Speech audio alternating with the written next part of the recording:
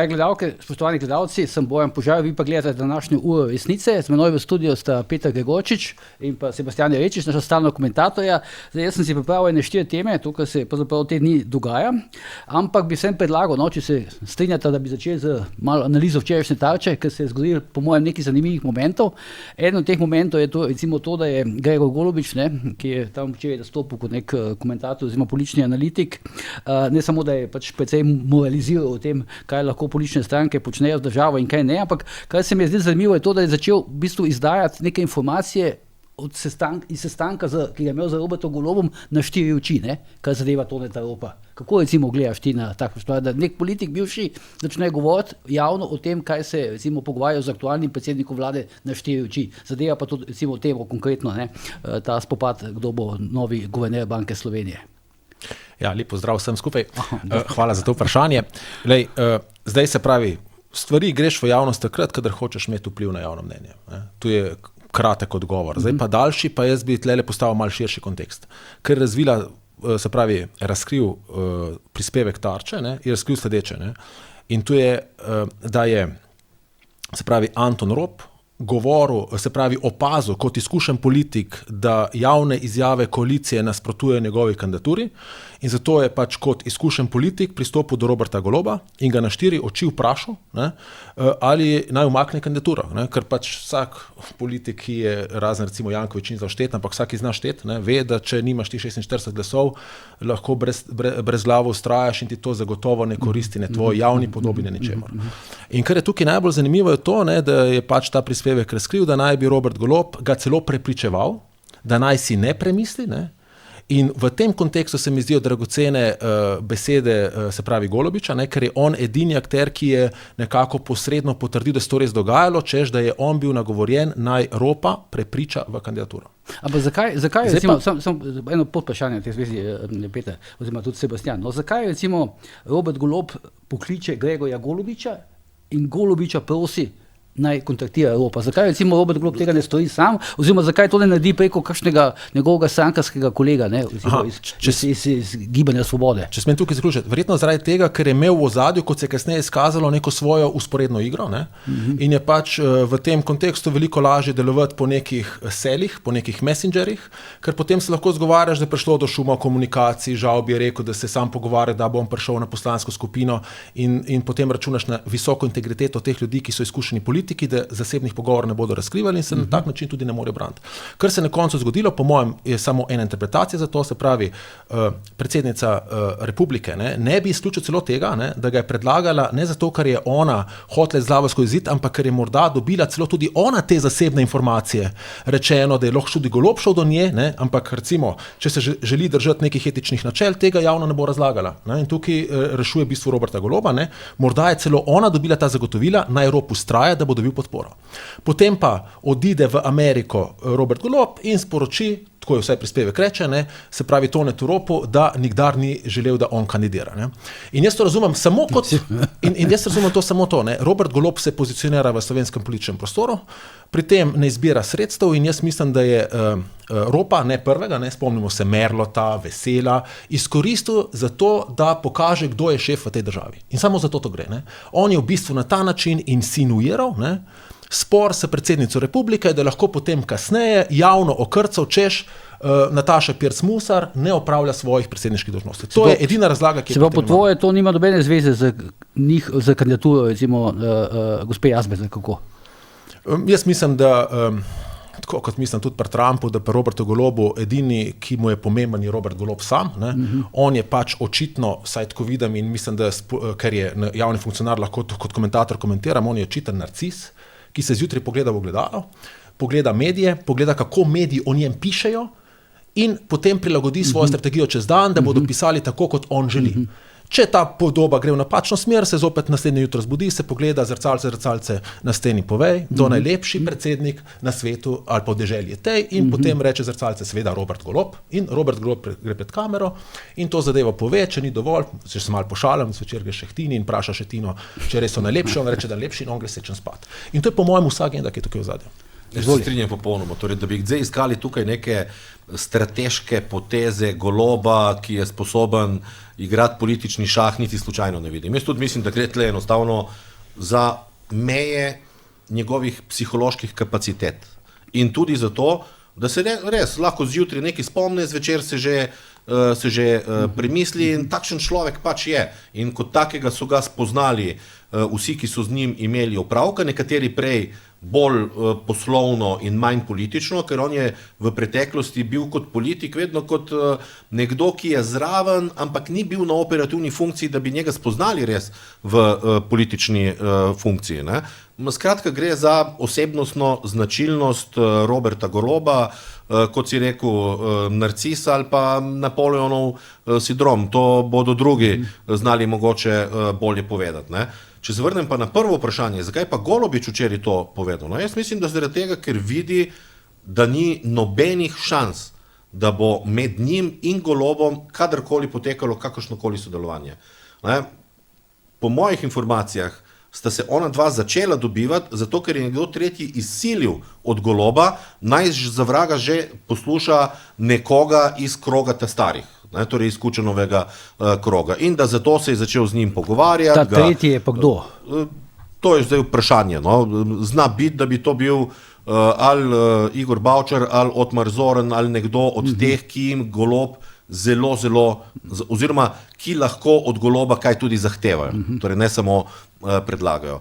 V vsakem primeru pa tisti pogovori niso pripeljali do nekih velikih rešitev, torej nasveti Gregorja Golobiča niso bili realizirani, Robert Golob je nadaljeval za svojo politiko in mislim, da je tukaj prišlo do končne ugotovitve, da nikoli ne bo nekega sodelovanja in da je pač Golobič s tem dal vsem svojim jasno vedeti, kako situacija stoji. Ne vidim sicer možnosti oziroma ne vidim realnega scenarija, da bi se to zdaj nadaljevalo z rušenjem Goloba. Ne, da bo torej naslednji korak organizacija vseh teh nezadovoljnih iz stare levice, da bi šli tudi v rušenje. Ne? Ampak so, mislim, da bolj kot ne, nekako nemočni in vse, kar jim ostane, je občasno kofetkanje in kakšen medijski nastop, v katerem se enostavno distancirajo od te tragedije, ki jo lahko opazujemo v tem mandatu. Meni viri iz teh krogov, ki jih zdaj omenjaš, pravijo, da so pravzaprav že zelo zafrustrirani, ker ne uspejo sestaviti neke alternativne leve liste proti Golobu. No. Jaz mislim, da že nekajkrat se je izkazalo, da je največja moč, kot je včasih je za Golobiča rekel lihen kolega, njegova največja moč je, da ljudje mislijo, da je močen. In enako velja za Kučana. Oni že dolgo niso sposobni izpeljati, realizirati svojih procesov. Oni so sposobni zadnji moment se prišlepati nekako zadevo. Recimo, a to je zdaj, govorim o Kučan, Golobič, celotni krogi. To se je začelo s prvo Janševo vlado. To se je začelo z prvo Janševo zmago, ker če pogledamo malo za nazaj, ker je zelo pomembno razumeti to, dajmo reči, kratko zgodovino, da razumemo današnji moment. Sploh koncept novih obrazov.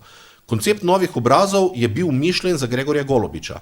Po Janševi zmagi in po začetku, ali pa da rečemo, organiziranemu razpadu LDS-a, ki je sledil Drnovškovemu odhodu, je tako imenovan Tošev laboratorij na FDV-ju začel prvič z anketami, ali bi volili novo stranko. In je seveda kazalo, 70% ljudi bi novo stranko. Torej neko mitološko odpiranje koncepta nove stranke se je začelo, ker se je želelo trasirati uspeh Gregorja Golobiča z stranko Zares, ki pa je zamudil enostavno. Stvar je bila v tem, da socialni demokrati zaradi nesporazuma med Pahorjem in ekipo, ker Pahor je gledal predsedniške volitve, ekipa parlamentarne, ampak je 2 leti potekala taka sinergija dogajanja, da je SD enostavno presegal 20%, zasedel mesto alternative, da se je zabetoniral okvir, da samo Pahor lahko premaga Janšo in s tem je enostavno onemogočil Golobiču kot novemu obrazu, da bi takrat zasedel tisti prostor.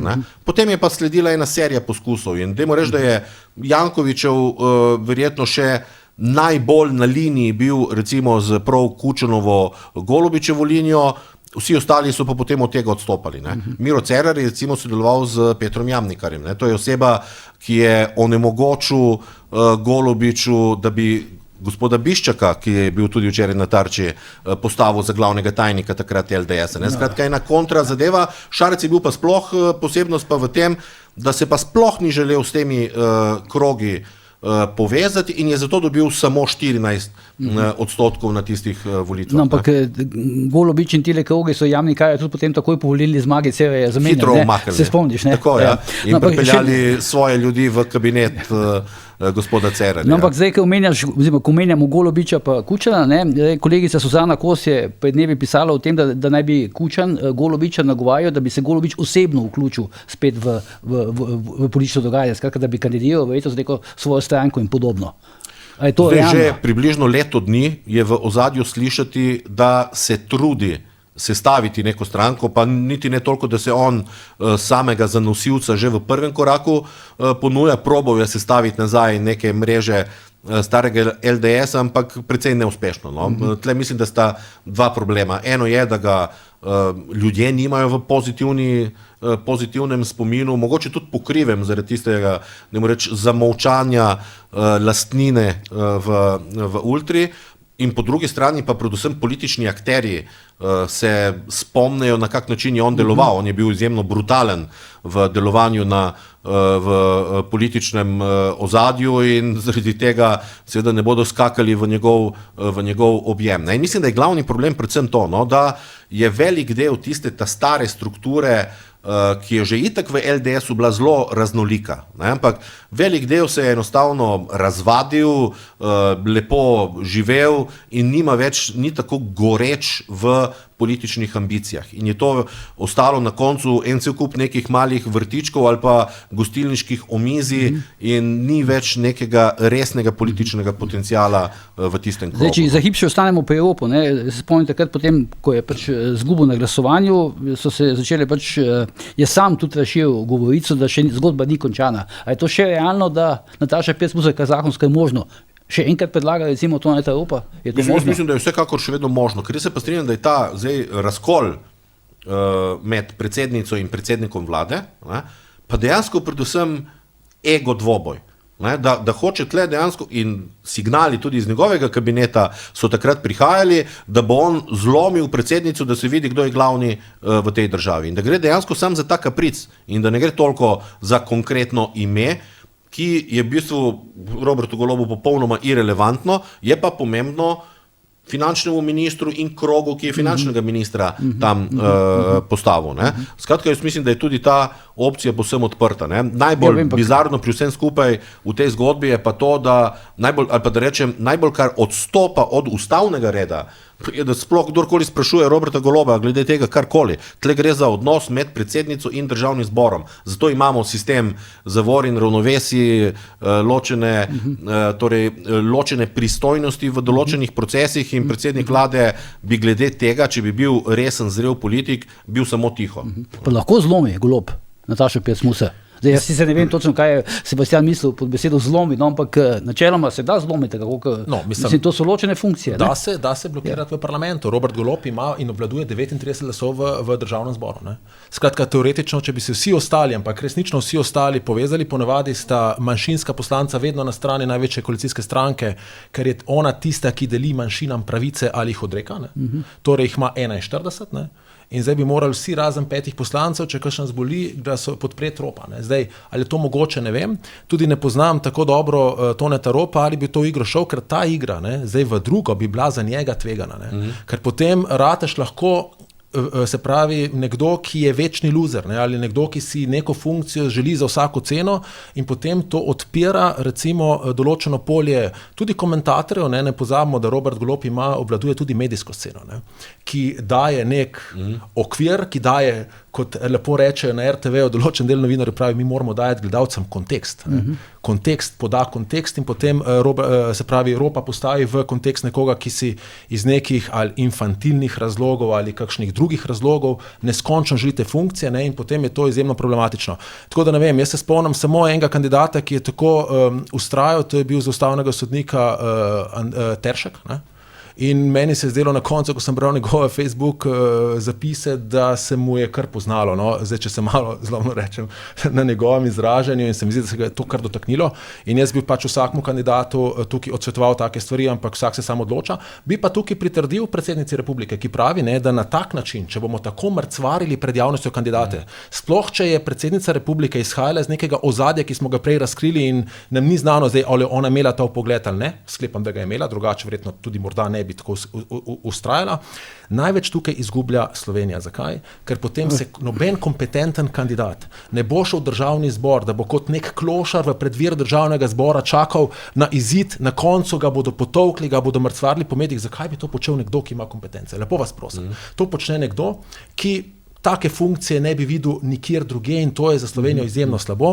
Mi smo 2-milijonski narod, imamo izjemno majhen kadrovski bazen in na naše najboljše kadre moramo izjemno paziti. In tukaj je odgovornost politike, da se dogovori v zakulisju, bodisi da bo nekoga podprla in ga potem tudi podpre, bodisi da nekoga ne bo podprla in mu to diskretno sporoči, glej, nimaš podpore, umakni se časno. Če se ta potem tega ne stori, se ga potem lahko izglasuje in tako naprej. Ampak ta džentelmenskost politike manjka in to nas uničuje pri kadrih, ki so pač dragoceni in jih ni neskončno. Vsem Petja Taši pes musa, po mojem, vse, ne vem, to stvari, recimo, bilo tega, pač se tako se meni zdi ugotoviti. Ne. Eno je, da se mi zdi meni se zdi tako malo nenavadno, da se predsednica republike, ki je pač najvišja funkcija v državi, tako nekako javno upravičuje, da se na njo vršijo pritiski. Ne? Kako pa lahko vršiš pritiske na predsednico republike? Ne?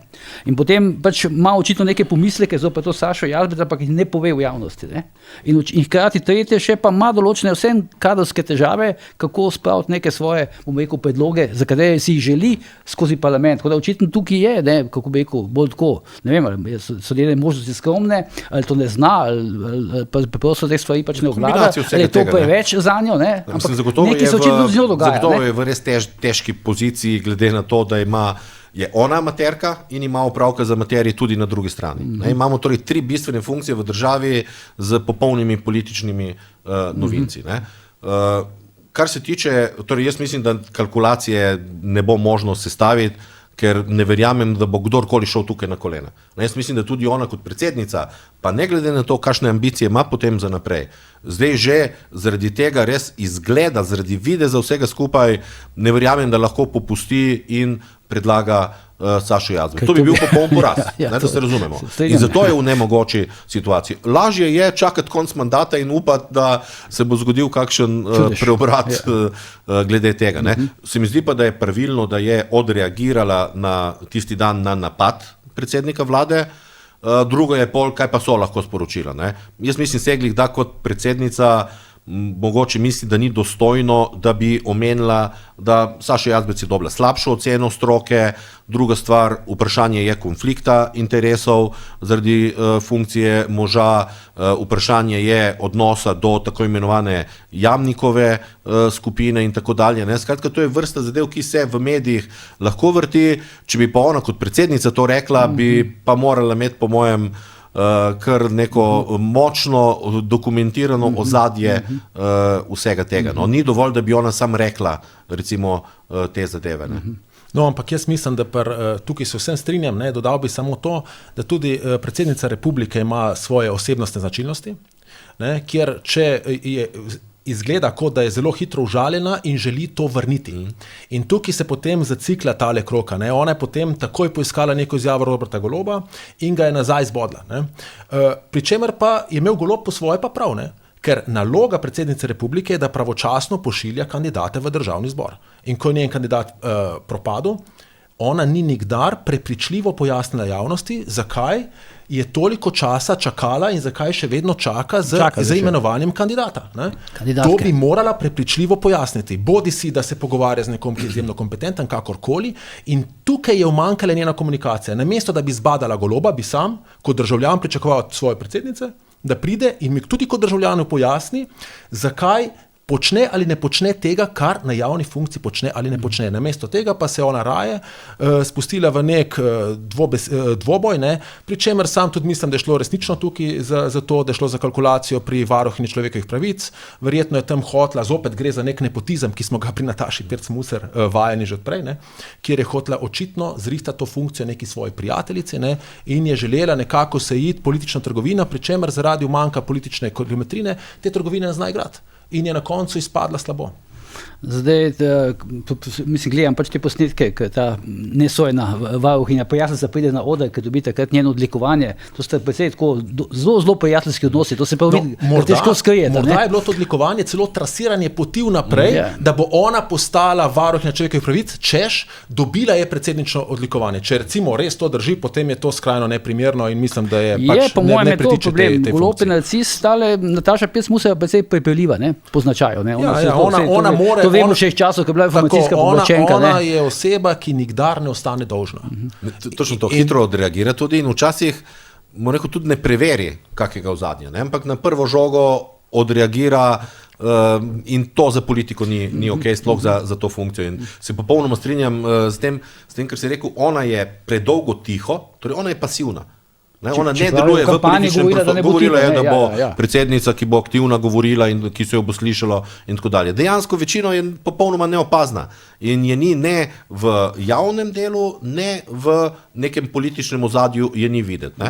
Potem pa gre na prvo žogo isti moment, jaz mislim, da je pravilno, da je odreagirala na Golobov napad, ampak se je pa videlo spet, da je bilo preveč čustven odziv in da ni strateško premišljen. In če smem samo še en medklic, tudi če je pravilno, da je odreagirala, zakaj je morala odreagirati pred sestankom z Golobom?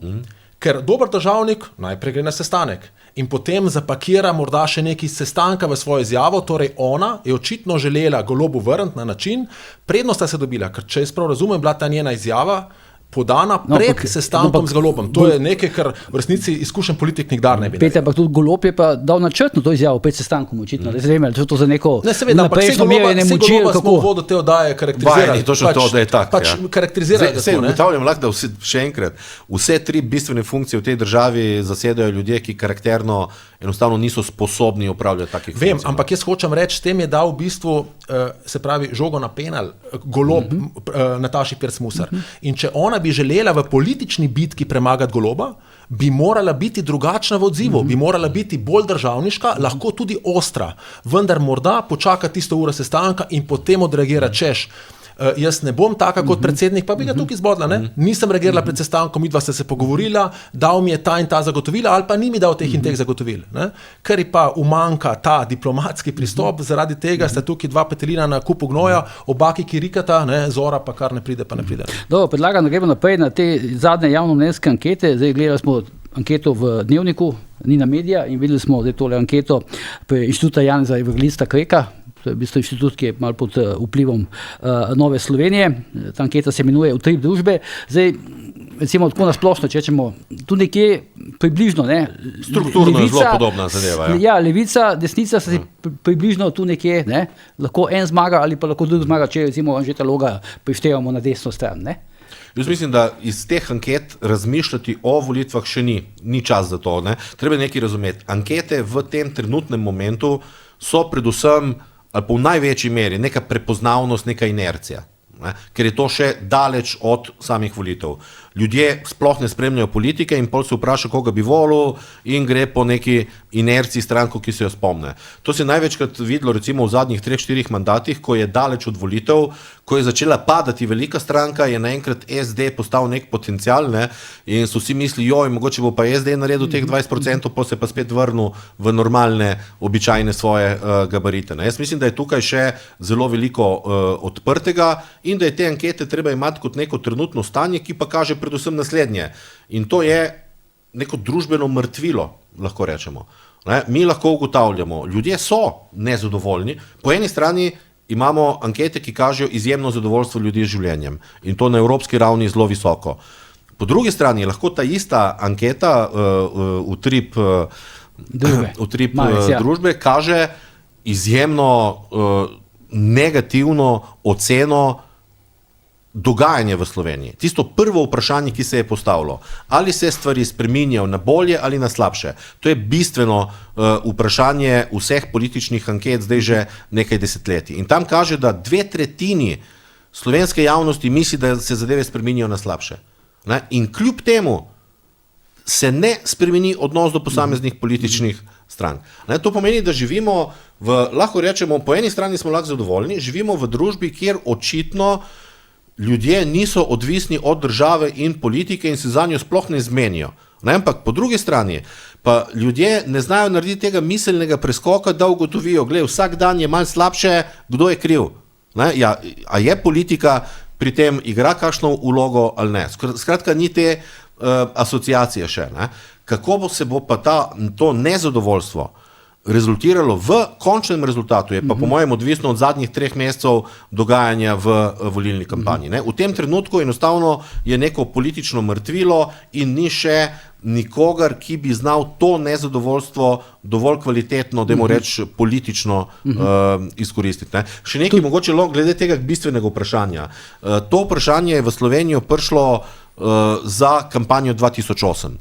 To vprašanje so pripeljali takrat sodelavci Billa Clintona in ameriških demokratov, Craig Smith, ki je takrat za socialne demokrate delal, in je tudi razložil, da je to bistveno vprašanje, ki razloži potencial politike. In če je odgovor, torej, da se premika na slabše, že več kot 50%, je to znak, da praktično so zelo male možnosti za ponovitev nekega mandata.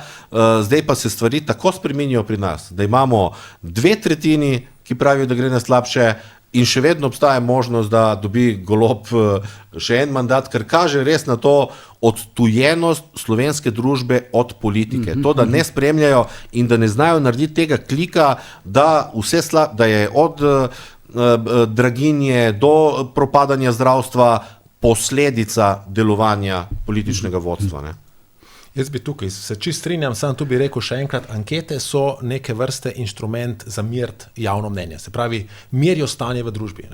Nečesa, česar ni, ne more zmeriti.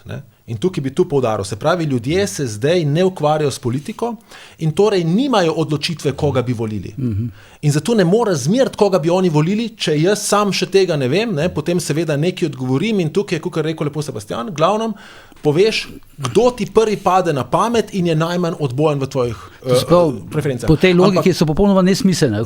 Ne, pač kažejo tri družbe. Zdaj pa zakaj so pa recimo zame ankete uporabne? Jaz najprej pogledam, koga in na kakšen način merijo, recimo, in potem lahko sklepam, kaj naročnik želi s tem doseči. Pri Novi Sloveniji, ki je uvedla zdaj to novo anketo Inštituta Evangelista Kreka, je jasno, njim gre izjemno na živce, da vse ankete jim kažejo, kot oni sami preko svojih medijev redno sporočajo, jih moti, da kažejo na začetku vedno 3, kar pomeni, da se bojijo, da to trasira javno mnenje, da ne bodo dosegli praga 4%. In Nova Slovenija je to naredila v resnici že pred evropskimi volitvami, ko je v plačan oglas v tedniku Družina, ki naslavlja njihovo volilno telo, objavila svojo anketo in rekla, če boste volili NSI, bo zmagala desnica, sicer desnica bo izgubila volitve. Skratka, Nova Slovenija je specifična stranka v tem, da je njeno jedro, iz katerega je nastala, sestavljajo PR-ovci. In oni se vseh stvari lotujejo s PR pristopom. V tem kontekstu so samo mogoče malce bolj umirjeni kopija Roberta Goloba, kjer mu to delajo agencije. In oni imajo izključen PR pristop in oni skotovili, mi rabimo imeti svojo lastno agencijo, ki bo merila tisto, kar mi želimo meriti in sporočila tisto, kar mi želimo sporočati.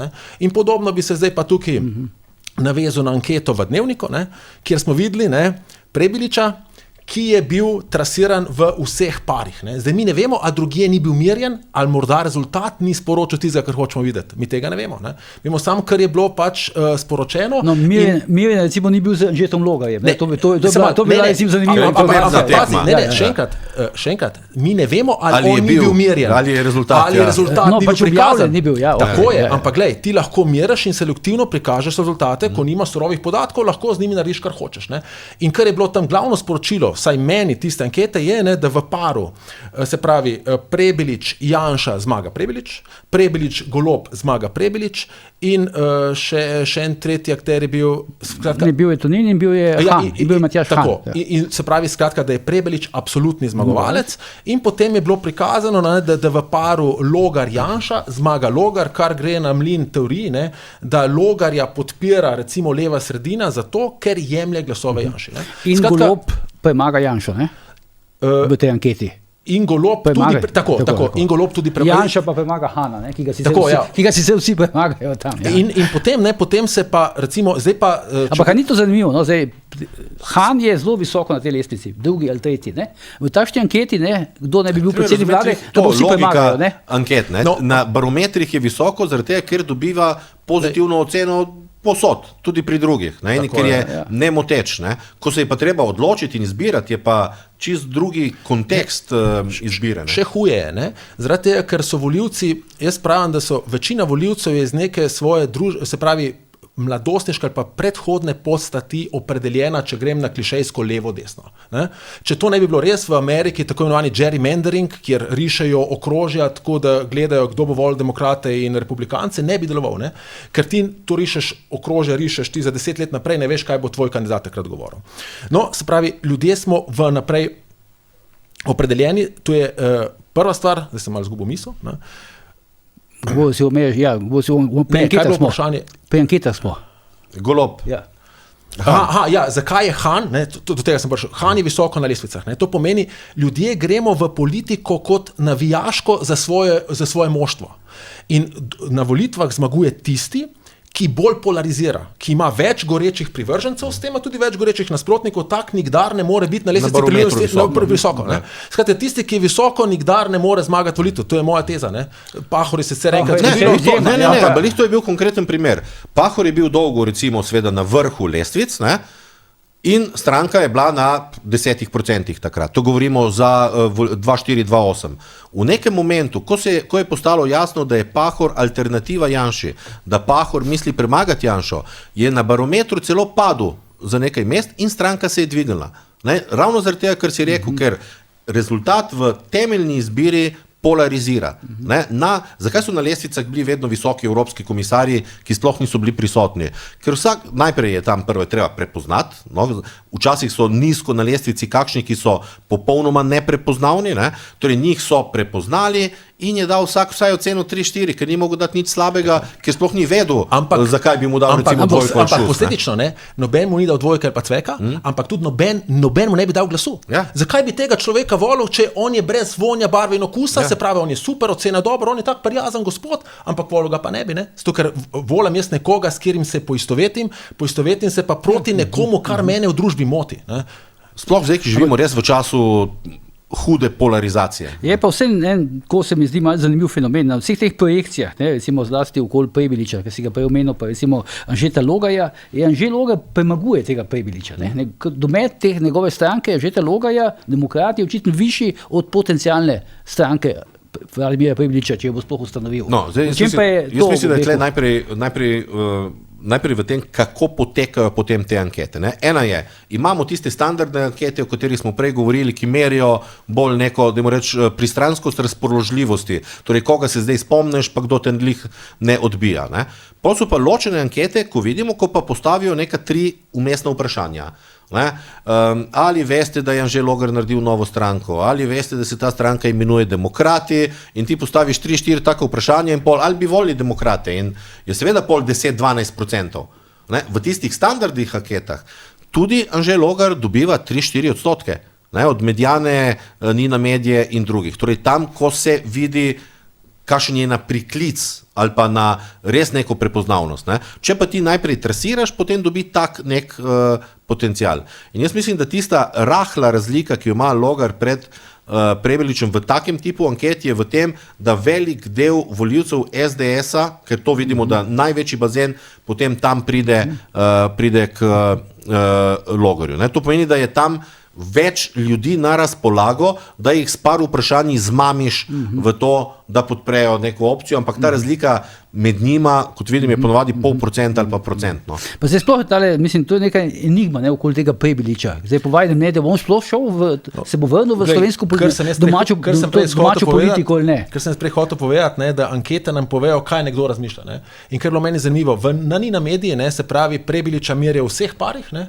Potem malo kasneje pride Milan Kučan, ne, v novo obujenem podcastu Dela, ne, skupaj z Danilom Turkom, ne, ki neposredno podpre Prebiliča, ne, in sicer izjavi, ne, da Prebilič ni nov obraz, neke izkušnje že ima, reče Kučan. To je podpora zdaj. To je po mojem eksplicitna podpora, ne, kjer potem, konceptualna podpora. Potem pa me zanimivo spremljati potem vse te javnomnenjske voditelje, ne. Potem malo kasneje se snema podcast na RTV-ju Tanja Starič, ne, ki se takoj sama sebe pravi, ne, sej Prebilič res ni nov obraz, ne, in potem pride včerajšnja Tarča, ne, kjer smo govorili, ne, in tudi Erika udari, ne, seveda, se Prebilič ni nov obraz. Skratka, to je neka okrožnica. Ta odmev Kučana odmeva in po mojem točno po mehanizmu, ki ga je prej izpostavil Sebastian, ne, ker ljudje mislijo, da on ima moč, ga zelo dobro poslušajo, razbere njegovo glavno sporočilo, tudi to sporočilo ga ni bilo treba posebej razbrati, zato ker je Delo oglaševal podcast točno s tem klipom. Skratka, kdor ni videl podcasta, je videl ta klip, ne, in je bilo zelo jasno povedano, kaj je glavno sporočilo tega podcasta. Ne? Celo več, ne, potem Esih, ki je to izvedel po mojem mnenju po naročilu, ne, ko so njega vzeli za komentatorja, jaz sem ga zelo dobro poslušal, kaj bo on rekel, ker on je zagotovo vedel, kaj mora reči. Ne? Skratka, on je postavljal ta kontekst in potem ta kontekst se širi kot odmev in potem to pride podobno, kot je tam razložil pri anketah, ne, trasiranje javnega mnenja in ljudje se pač s tem poistovetijo, svojega mnenja njega nimajo, to se posod ponavlja, torej to bo že nekaj na tem in potem. Zakaj pa tam Prebilič, recimo, gledamo te Tarče, ki si omenil, nastopa kot neke vrste politični komentator, ne kot politik, ne, kot komentator nastopa. On komentira politike, on je politik, ki komentira svoje kolege politike, on je nad njimi. Zato, ker je v Evropskem parlamentu in lahko komentira dogajanje v Sloveniji. Ljudi, ampak so njega izbrali. Najprej zaradi tega. To nekajkrat že. Najprej tako, novinarji so ga, najprej ima odlične odnose z novinarji, še iz časov, ko je kot profesor komentiral dogajanje, recimo. Tisto je bil začetek, še preden je recimo postal sploh župan. Ne? Tako da jaz mislim, da je to tudi neka inercija. V petkih, ker je očitno v Sloveniji, je uvedel tako ene zajtrke z novinarji. Edini od teh evropskih poslancev. To je naredil izjemno inteligentno. Vsi novinarji, vsi evropski poslanci imajo petke rezervirane za domače države. Takrat je tudi odbor za evropske zadeve, ampak on se je tukaj vsaj potrudil, ne? Drugi pa to raje verjetno izkoristijo, če malo karikiram, za neke izlete. Ne? Jaz mislim, da sicer večina dela, ampak delajo bolj res na individualnih sestankih. Tle gre pa dejansko za to, da ve, kje ima, torej njegova moč je tudi ugled med novinarji in se zaveda, kakšna moč je to v naslednjem koraku, to so volitve. Ne? Ampak zdaj na osnovno vprašanje. Jaz mislim, da je vprašanje, ali bo nakandidiral ali ne na parlamentarnih volitvah, bolj odvisno od tega, ali bo Golob popolnoma propadel ali ne.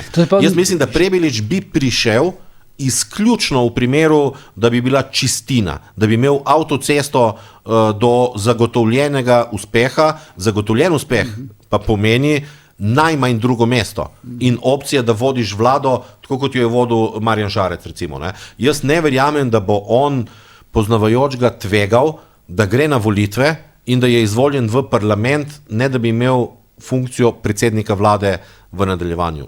Zakaj bi? Sedi v Evropskem parlamentu, šele prišel je gor, ima odličen izgovor, da reče, da ga v tem trenutku mora odgovornost volivcem delati, pa Slovenija, zdaj so težki časi pred nami za Slovenijo, delo v parlamentu. Skratka, izgovorov ima dovolj, da ne gre.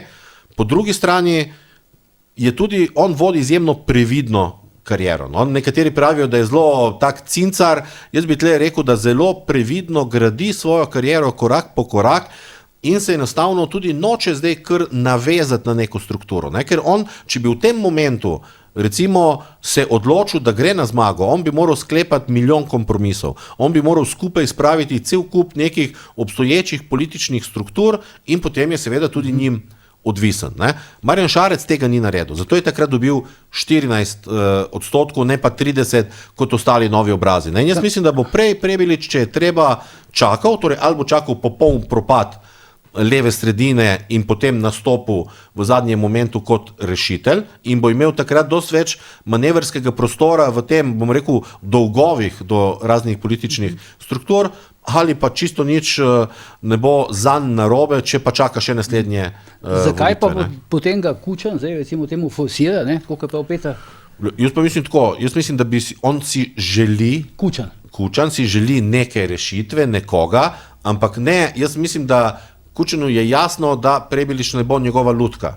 In jaz mislim, da si Kučan ne želi Prebiliča kot zmagovalca volitev, ampak si ga želi kot nekoga, ki dobi svojih 10-12% in prispeva k celotnemu bloku, ker to so ljudje, ki razmišljajo blokovsko in ki tudi ne vidijo v prvi liniji najpomembnejših svojih ljudi, ampak si želijo vlado, ki sam da ni Janša, in tudi vlado, ki ni premočna. Zaradi tega, ker potem se lahko tista mentaliteta prejšnjega režima nadaljuje, da se odločitve sprejemajo v nekih ozkih, zaprtih krogih, uradni politiki so pa samo izvajalci teh strateških odločitev. No, ampak če smem reči, tukaj si rekel, da bo on čakal do zadnjega, zaradi tega, ker se noče vezati na strukture. Po vajnem mnenju ni še odločeno, ali bo šel ali ne. Jaz mislim, da ni še odločeno. In da se taktizira samo glede časa. Ne, ni še odločeno. Ne, jaz mislim, da ni odločeno. Se tudi ni odločeno, najboljša pozicija pogajalska.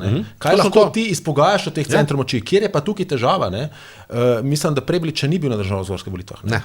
Tukaj je bistvo. Oziroma, bila je neka iniciativa pred 3-4 volitvami, ko so bili neki župani prvič takrat. Ampak kje imaš bolj problem? To je, kar si rekel, to je res. Če zdaj ti ne greš njih prositi za podporo, jim nisi ničesar dolžan, ampak nimaš pa lastne strukture. In potem si še vedno šibak, ker oni ti potem sestavljajo ekipo, ki ti jo v primeru, da je nisi poslušen, tudi oduzamejo. Kar smo videli že nekajkrat. Golobova moč je v tem, da je prvi novi obraz, ki je pripeljal ekipo na svojem lastnem denarju, svoje firme, in tukaj je presenetil te centre moči, ki so izven institucij, da mu ne morejo razgraditi poslanske skupine. Tega ni uspelo ne Cerarju in tega ne bo uspelo niti Prebiliču. Pričemer tukaj se strinjam, da on verjetno bo šel v to izključno, če bo predsednik vlade, sam tega ti nihče ne more garantirati. To je prva stvar, ker potem to, ko enkrat skočiš v tekmo, je samo na tebi, on če bo izvoljen bo mu mandat poslanca Evropskega parlamenta avtomatično poteče, bo pač ugasnil. Zdaj, a bo predsednik ali ne, tega mu pa nihče ne more garantirati, je pa pač seveda, jaz se tle tudi strinjam, oni pa, se pravi recimo Kučan in ti krogi okrog igrajo sestavljanko, kako sestaviti blok, ki bo vladal po možnosti za več manjšimi poslanskimi skupinami, da bodo potem na koncu med njimi igrali igro. Če ne bo hotel, bo drugi zagrozil z izhodom in tako naprej, skratka in na koncu se lahko na ta način ohranja status quo. Kaj pa te ideje zdaj, ki jih je znanči javno predstavljal Dušan Kumer, nekdanji dolgoletni generalni tajnik Socialnih demokratov, da bi bilo mogoče fajn, da bi sedanja vlada naredila predvolilno koalicijo? To je predvsem PR-ovska poteza, ker tako v našem volilnem sistemu in če ne bo sprememb, zagotovo ne bodo delali skupne liste, ker je enostavno nemogoče kontrolirati potem, kdo dobi koliko. Recimo v Srbiji, ko gre Vučić gre z 20 strankami na listi, ampak se ve, da to so razne lokalne stranke in se ve, ti imaš 15, 22 mesto na listi in tako dalje, ker tam je izvolitev direktna po vrstnem redu. Pri nas je to zelo velika loterija, kar pomeni, da verjetno nima v mislih skupne liste, ampak napoved koalicije. To je pa čista PR-ovska poteza. Saj popolnoma jasno je, da kaj pa bodo ta trojček drugega, kot da si bo želel iti skupaj. Mogoče da bi kaj podpisali. Verjetno bi podpisali, torej eno je tudi mogoče edino strah, ki ga je že Kučan sprožil pa pred časom, in to je strah, da bi kdorkoli razmišljal o koaliciji z Janšo recimo v prihodnjem mandatu. To je ta večni strah levega krila, to pomeni večine SD-ja, če rečemo levo krilo SD-ja, tako da lahko je to. Druga stvar je pa čista PR-ovska poteza, ker tudi 2-8 za zmago, tisti zadnji teden je bilo zelo pomembno, da se je napovedal trojček, ko je bilo na Tromostovju trojček, potem je prišel Kučan, pa še Desus dodal v enačbo. To nekako na javnost, to na javnost nekako deluje segli kot, to pomeni, da gre za blok, je neka zanesljivost in zmanjša možnost, vsaj misli si tako lahko kak strateg, zmanjša možnost 3., 4., 5. strankam, ki bi lahko posegale nekako v lev bazen. Mislim pa, da je to popolnoma brez veze v danej situaciji. Ne vem, če ste gledali fotografije pa posnetke z tega vrha koalicije, ki je bil na Brdu v Kranju v ponedeljek. Ste gledali? nekaj malega, kar je bilo. Tam se je Hans skozi držal za glavo, da bi imel migreno. Že večkrat, ko daje izjave, se vidi, da mu je malo nerodno. Je to kaj v kontekstu tega ali kako? Ne, jaz mislim, da je to najprej to je njegov stil. On najprej ima izjemen občutek za človeka z ulice in kako z njim govoriti. To se vidi, ker tudi njegove izjave so take, da se vidi, da niso PR-ovsko pripravljene, ampak da je talent, zato da včasih sam kritizira, torej ne samo vlado, samega sebe, da je včasih ponižen, recimo tako kot je bil pri Marcelu takrat na temo Spirit, ker ni vedel več na kak način povedati, vse je narobe. Skratka, jaz mislim, da gre tle predvsem za njegov stil. Vidimo pa zdaj in mislim, da do konca mandata bo vse več SD-jevcev se probalo vsaj nekako v besedah distancirati od vlade, ampak samo v besedah in nič več. Jaz vidim, da je in SD in Levica popolnoma na kolenih in v notranjih težavah in ne verjamem, da bi se lahko zgodila kakršnakoli resna poteza, ki bi ogrozila. Asti Vrečko, vsi zakonski predlogi padejo. Se padejo tudi zaradi tega, ker jih je speljala v tako oskem krogu, da dejansko niti skrajno leve stroke ni povabila recimo k pripravi teh zakonov. Izvoli. Si hotel še nekaj dodati? Ne, tukaj sem se čisto strinjam, pri čemer mislim, da tale vrh je bil, kar je mene zanimivo pri tem vrhu. To je cel vrh je PR-ovska zadeva samo, ne? Cel vrh je samo PR-ovska zadeva, ne? In potem recimo zelo zanimivo Asta Vrečko povabijo v studio, ne vem, če je bilo na Odmevih, ne? In vpraša, zakaj niste govorili o obrambi, ne? In ona reče, zaradi tega, ker je bila agenda tega vrha sestavljena že prej, ne? Iz tega se da izpeljati dva zaključka. Prvi, ne, da so oni tako neodzivni na družbeno-politično dogajanje, da sploh ne morejo slediti spremembam v svetu. To je prvi zaključek. Drugi pa po mojem bolj verjeten je, da v bistvu ti vrhi, zdaj vrhovi, ki so zdaj sklicani, so izključno z namenom predvolilne tekme, kjer želijo podajati spolirana sporočila in jih vse drugo ne zanima, ne, čeprav zdaj jaz mislim, da glede obrambe se ne bodo mogli ogniti, ker so geopolitične razmere tako zaostrene, da nekaj na to temo bodo morali reči. Ampak če prav, da je to vse naprej pripravljeno, zakaj pa se potem niti ne morejo poenotiti glede števila tistih stanovanj, ki jih gradijo, oziroma ki naj bi gradili, da potem vse skupaj tako smešno izpade. Ne vejo, ne? Ker se pravi, gled, druga stvar v tem intervjuju, mislim, da v istem oziroma tem soočanju na televiziji z Asto Vrečko je bilo, da potem voditeljica korektno vprašala, ne, rekla, dobro, pa kaj boste kaj naredili, rekla, se mi smo jih že začeli zgraditi in bomo končali. Pa vprašala, koliko pa jih boste? In na to, ampak žal ni vztrajala, številko mi povej, ne? Asta Vrečko je pa rekla, ne, mi smo to že večkrat povedali, to je največji val, bla, bla, bla, bla, bla, bla, floskole. Skratka, oni so v težavah, ne, ker ko jih nekdo, čeprav je mogoče na njihovi strani novinar, vpraša neko zadevo, jih ne more vprašati tako, da ne bi spadli, da pojma nima, kaj počnejo. Zdaj, bliža se kongres Slovenske ljudske stranke, ne? Dve kandidatki so zdaj jasno rekli, da boste kandidirali. 3 kandidati STA včeraj objavil. 2 kandidatki pa Balažic. Ja, pa Balažic, ja. Tina Strah, ne? Oziroma Nina Strah, pa Tina Bregant, pa Marko Balažic, kot praviš, ne? Kakšne so možnosti? 26. je kongres aprila, po tvoji oceni, ti si bil tam insider pa nekaj časa, ne? Zdaj, Slovenska ljudska stranka je dosti kompleksna zgodba, ne? Tle je treba vedeti, se pravi, z evropskimi volitvami, ker je bil rezultat izjemno dober, se je ta stranka prebudila, ne? In vsaj moj vtis, ko sem bil insider, je ta, da tukaj je veliko odborov, ki so bili že na pol pasivizirani, ne, spoznalo, da se z dobrim vodstvom in dobrim delom to stranko da nekaj narediti. Zdaj najprej treba vedeti to, da stranka že desetletja ni v parlamentu, kar pomeni, da in ima pa kljub temu zavidljivo terensko mrežo. Kaj to pove? To pove, da ti ljudje, ne, se pravi tisti, ki so bili politični karieristi, so difundirali v neko sorodno stranko, ki je naslavljala njihove politične ambicije, tisti, ki so tukaj ostali, verjetno so ostali z njega prepričanja, kjer imajo samo dve opciji, ali bodo, se pravi, se pasivizirali, odšli, verjetno drugam ne bodo. Ne. Skratka, to je tista najbolj zdrava mreža te stranke. In ta mreža se je zdaj prebudila. Potem pač vodstvo je tu hotlo zatavškati, pri čemer zelo neugodno, če imaš ti predsednika stranke, ki laže v svoji izobrazbi, jaz sem tu upam povedati v trdilni obliki, ker tu, če me bo tožil, tega ne bo mogel dokazati, ker moji zelo zanesljivi veri pravijo, da v času, ko je on trdil, da ima izobrazbo, mu je celo manjkal še en izpit. Ne? Skratka, te izobrazbe takrat ni imel. In če bo sprožil kakršnokoli recimo tožbo, bo plačal še kazen za naziv. Papirja še ni pokazal. Ker ga nima. Bo plačal še kazen za predstavljanje z lažno izobrazbo, mislim, da je nekje 500 €, to potem Ministrstvo za izobraževanje lahko sproži postopek na pobudo. In ga tukaj pač pozivam, naj to preveri. Zdaj, skratka... Ministrstvo pozivaš? Ja, seveda, vse to je pač njihova dolžnost, oni ne more se nekdo predstavljati z izobrazbo, ne, ki je nima, ne, tega pa sploh jaz kot univerzitetni profesor ne morem dopuščati. Kako naj jaz potem povem svojim študentom, lejte, vi se morate truditi, da boste imeli diplomo, nekdo drug je pa politik, pa lahko pride pa reče diplomo tisto, ki se mu je pač tisti dan se spomnil ali pa ker je vpisan na fakulteto in tako naprej. No, glavnem, ta zadeva je dosti, ampak zdaj se je, po mojih informacijah, se je teren zelo zorganiziral in teren podpira Nino Strah, ki tudi sam mislim, da je najboljša kandidatka. Ne.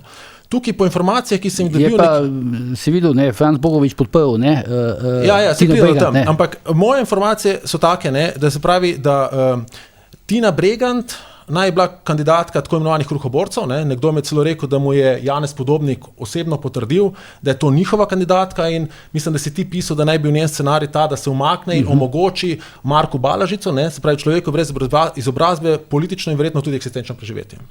Zdaj, ko je vstopila v igro Nina Strah, ta igra odpade, zato ker tudi, če se ona umakne, ni več samo en kandidat. Je tukaj še Nina Strah. Tina Bregant je vmes rekla, da se ne bo umaknila. Ja, seveda, ker tudi nima smisla.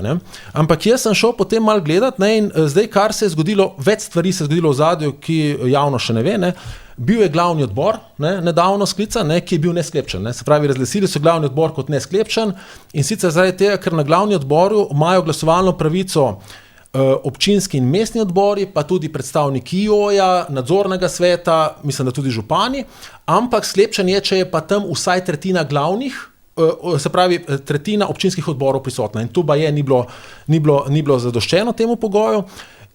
Po mojem mnenju so ta nesklepčnost rabili zaradi tega, ker je bil tam predlog, da se spremeni statut, namreč, da bi se v IO volilo člane po statističnih regijah, ker zdaj lahko bi iz ene statistične regije izvoliš vse člane v IO in potem to nekako geografsko ni razporejeno, celo po mojih informacijah, kot mi jih je sporočil teren, je zdajšnji predsednik, ki ima možnost, predsednik ima vedno možnost imenovati še 7 svojih članov, obljubo, recimo prek Murje, da bi imenoval njihovega člana IO in tega nikoli ni storil. Nekako, kot slišim, da je zaradi tega, ker je vedno kalkuliral, da bo teh 7 članov imel na strani, v primeru, da bi se mu, se pravi, večina v IO-ju zmanjšala, da bi jih imenoval tiste, da bi mu potem to večino omogočili za kratkoročno preživetje. Zdaj, kar želim povedati tukaj je sledeče. Ključen tukaj ni predsednik. V politiki se morda zdi, da je predsednik ključen, pa res smo govorili o Prebiliču in o poslancih. Ključni tukaj so člani v IO-ju. In kar bo ključni pokazatelj za SLS, ali lahko preživi ali ne, je to, ali bodo v IO izvoljeni člani, ki so člani, se pravi tisti člani, ki so člani zdravega jedra Slovenske ljudske stranke, ki so nosilci uspeha te stranke, kjer ga še edino ima in to je na lokalni ravni, na županih. Ampak težava je pa, kot slišim, da celo nekateri ljudje te ekipe dvojno kandidirajo za iste funkcije in se tukaj ne bodo zmenili in bodo kandidirali drug proti drugmu, pa čez to stranko žal konec. Ampak to zelo vprašanje, ker verjetno tudi javnost ne bo zanima. Marko Balažič ima možnosti, da ponovi mandat ali ne? Zdaj, mislim, moja ocena pol-tri terena nima, obstaja pa še ena tretja opcija, treba spet spoznati se tudi, da bo kongres nesklepčen. Na kongres je pa sestavljen iz delegatov, ki imajo volilno pravico in delegatov, ki nimajo volilne pravice. In delegati z volilno pravico so, se pravi, občinski in mestni odbori, ki imajo bodisi en ali 2 glasa, to določi IO glede na neke kriterije in bodo tukaj zagotovo pravilno določili pravilnim odborom pravilne glasove, pa do 3 glasove imajo njihove zveze, recimo Kmečka zveza, mladi in tako naprej. So pa delegati, vsi župani, člani IO-ja, ki jih je teoretično 17, mislim, da je 10, nadzorni odbor, ampak ti so brez glasovalne pravice. Kongres je sklepčen, če pride več kot pol delegatov, ne pol delegatov za glasovalno pravico, kar pomeni, da bi lahko vodstvo oziroma tisti, ki držijo to stranko zdaj ugrabljeno, igrali takole, da bi svojim županom rekli, ne pridite, s tem zbijate sklepčnost, če bi pa do sklepčnosti prišlo, itak nič ne morate pomagati, ker glasovati ne morate, ker ti imaš 2 vidika, eno je sklepčnost, da sploh lahko glasuješ, drugo je pa, komu boš dal glas, ko se gre za bitko, da bo tvoj izvoljen, rabiš glas, ampak tisti, ki je brez glasa, lahko sabotira kongres, tako da pač ne pride in kongres ni sklepčen.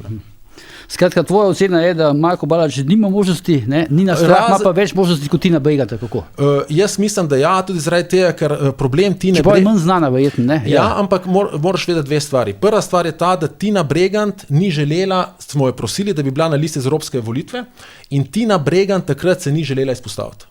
Tina Bregant takrat, ko je stranka jo rabila, je raje bila na Ruparjevih shodih. Ne pozabimo tega. Spravi, gre za političarko, ki je očitno samo do visokih funkcij funkcij, ne bi pa k temu nič prispevala. Ne? In ona je takrat sedela na 2 stolih, kjer bi se bolj šlo, mislim, da je Rupert celo takrat ponudil mesto vodilne na listi za njeno stranko, pa ker je politično neizkušena, ne? Ni razumela, da se ta zgodba proti Janši nikoli ne bo zgodila. Ne? In potem ni želela priti v to ekipo. Medtem ko Nina Strah, ne? Tukaj pa moram reči, ne? Moj rezultat je rezultat Nine Strah. Jaz brez Nine Strah tega rezultata, ki sem ga dosegel, ne bi dosegel. Ne? Ona se je povsem odpovedala nekim svojim ambicijam, zato, da je meni pomagala doseči rezultat, ki sem ga dosegel. Skratka, moj rezultat, vsi preferenčni glasovi sem dobil, jaz v mojih očeh jih delim z Nino Strah in zato mislim, da je bilo smiselno, ne? Da stranka podpre Nino Strah, bi dodal pa še eno stvar. Res, da ni znana, ampak ona je nastopila samo v eni oddaji na RTV Slovenija pri Konoplji soočenju in takrat, ko smo hodila po terenu skupaj, sem videl, kako se je povečala prepoznavnost, skratka, ona to, kako se nastopi, kako se argumentira nastopi, ne nazadnje je doktorica znanosti. Ne? Ja, pa zagotovo ima diplomo oziroma doktorat. Ne? Zagotovo ima doktorat, ja, to je pa tudi Izvoli. Res. Jaz imam bolj nek upogled v SLS iz let, dajmo reči, pred temi zadnjo dinamiko, ki jo omenjaš, in če se ne bo nekaj res temeljito spremenilo, to, ko praviš zdaj neki novi duh, ki je dvignil mrežo, ne, vidim, da je v preteklosti zdaj že 3-4 mandate bil glavni problem naslednji, da je bilo nemogoče povezati ves potencial, ki ga ta stranka ima. Ne, da, če je zmagal en v stranki, je 1/3 stranke sabotirala ali pa se pasivizirala. In ko je zmagala druga ekipa, se je spet 1/3 nekako pasivizirala in jim ni ratalo enostavno celotnega tega potencijala spraviti skupaj. Ne. Tukaj je mogoče res najboljša varianta nek popolnoma nov obraz, ki bo, ampak nov obraz, ki bo dvignil spet to predvsem terensko energijo. Tle, v prvi fazi sploh ne gre toliko za recimo njeno umeščenost pol v visok nacionalni politični prostor, ampak gre predvsem za to, da se potencial, ki že obstaja, najprej pripravi v tako sinergijo, da bo tistih 50,000 glasov sigurnih. Ker v trenutku, ko pa neka stranka prestopi zanesljivost praga, se pa lahko čez noč tudi podvoji, ker jo ljudje z čisto drugimi očmi začnejo gledati. No in se pravi, to, kar je bilo v preteklosti problem, je bilo predvsem preveč ego kombinacij med sabo in kadarkoli je en zmagal, so se drugi pasivizirali in zato je mogoče res najboljše, da pride nekdo čisto izven tiste stare dinamike, ki mu bodo mogoče vsi tej krogi enako naklonjeni. No. Sam še zadnjo stvar, no, ker potem končujemo Franc Bogovič. Kako pa ocenjuješ to njegovo zgodbo, ki je padal očitno v to afero z kitajskim podjetjem Huawei? Ja, očitno je. Kako god vzamemo, padlo je enote. Se pravi, Franc Bogovič, za gledalke nadacije, če mogoče ne vejo, je Tino Bregant javno podprl na svojem X profilu. Ja, se to sem prej omenil, ja. Skratka, očitno in jaz njega pripisujem k tej strukturi kruhoborcev, ne? In očitno tu samo potrjuje tezo, da Tina Bregant, ne, je izbranka te majhne strukture, ki ima zdaj v joju moč in drži to stranko ugrabljeno. To samo potrjuje. Mislim pa, da nikomor ne more koristiti podpora nekoga, ne, katerega asistent je zdaj upleten v eno večjih afer v Evropskem parlamentu. In če smem tukaj samo še malo pošpekulirati, pa ne bi nič ne podval, tako kot nisem ne podval pri Novi Sloveniji. Ne. Samo razmišljam, ne, kdo je to temo pripeljal v Slovenijo. In v Slovenijo je to temo pripeljal necenzurirano. Ne? Se pravi, ki ima nekako... mislim, malo je širil. Ampak razširuje necenzurirano. Skratka, politiko, ne, politiko je omenil zgolj njegovega asistenta in ni naredil povezave z Francem Bogovičem. Povezavo s Francem Bogovičem, z zelo bogatim dokumentarnim gradivom, je naredil necenzurirano, kjer sta v ozadju lahko samo dva interesa. En je interes Roberta Goloba, ki ga trenutno ne vidim, drugi je pa interes Martina Odlazka, kjer pa ga vidim, namreč govori se tudi v SLS-u, nihče mi tega ni zanikal, ne, da Franc Bogovič naj bi bil povezan tudi s Kostakom. Ja, sicer tebi so to zanikali, dolni lasnik, ampak govori se, da Franc Bogovič ni zanikal tega. Takole, ne, da naj bi bil s tem povezan, ne, in zdaj, kot slišim, gre tukaj nekje za ta smetarski spor med Odlazkom in Kostakom in ne bi rekel, ne, da ni to nastavek v resnico tega, ne, da bodo recimo to kompromitacijo, ki so jo sami sproducirali, jaz ne vem, če je on karkoli kriv, da ne bo tukaj pomote, samo komentiram, kar opazujem, ne, da bodo nekje potegnili ven, ko bodo morali iti v spopad s Kostakom, bodo potegnili še njegovo povezavo. Bomo videli, kaj bo pokazal čas. Natančno je sicer tako, da Bogovič ni nič demantiral, Kostak je pa samo zanikal, da bi bil Bogovič delničar. Tako je. On osebno. Dobro, bomo zdaj Slovensko ljudsko stranko zaključili. To je bila današnja ura resnice. Peter pa Sebastian, lepša hvala za vajne komentarje. Do naslednje ure resnice ni več daleč, do takrat pa seveda ne pozabite, ker je bojanje tudi požar.